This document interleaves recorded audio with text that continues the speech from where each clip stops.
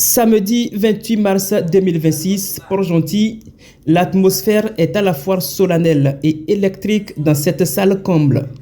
Face à une jeunesse en quête de repères, l'évêque Chrislen Guia déploie son programme phare Homme Plus. Pour cette deuxième édition, le thème est sans équivoque « Devenir des hommes ». Nous avons mis en évidence le fait que nous vivons dans un monde qui est dominé par les décisions et les actions prises par des hommes. Les hommes sont la majorité écrasante dans les secteurs de décision, de pouvoir.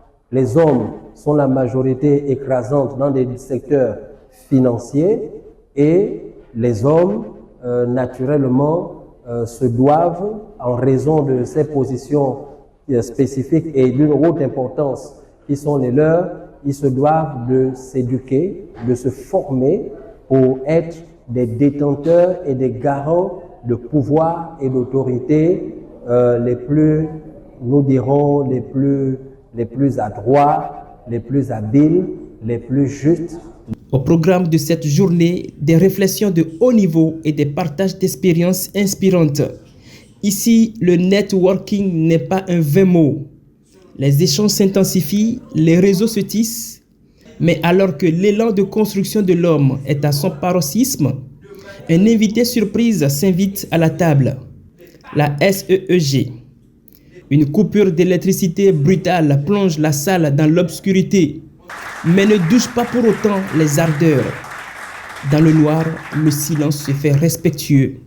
La soif de connaissance est plus forte que l'absence de lumière.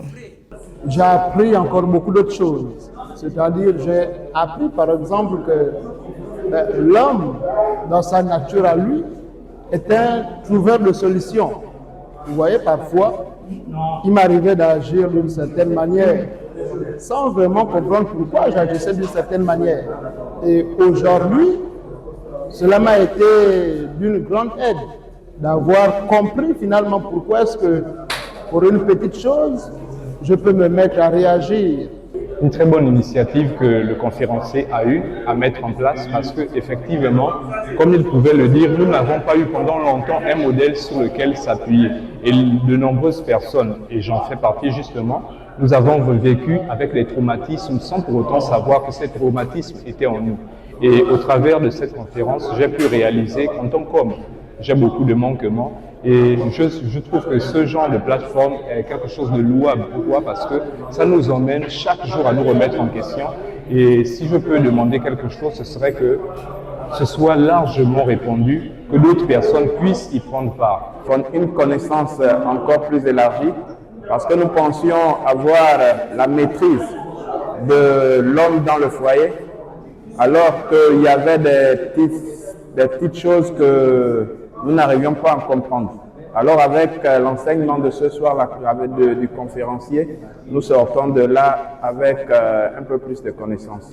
C'est finalement dans cette ferveur intacte que la conférence s'est clôturée, prouvant que la volonté de se bâtir transcende les alliances logistiques. Le message est passé, les cœurs sont transformés et les regards sont désormais tournés vers l'avenir. Le rendez-vous est d'ores et déjà pris pour une troisième édition qui s'annonce déjà comme un nouveau jalon pour la jeunesse marigovéenne.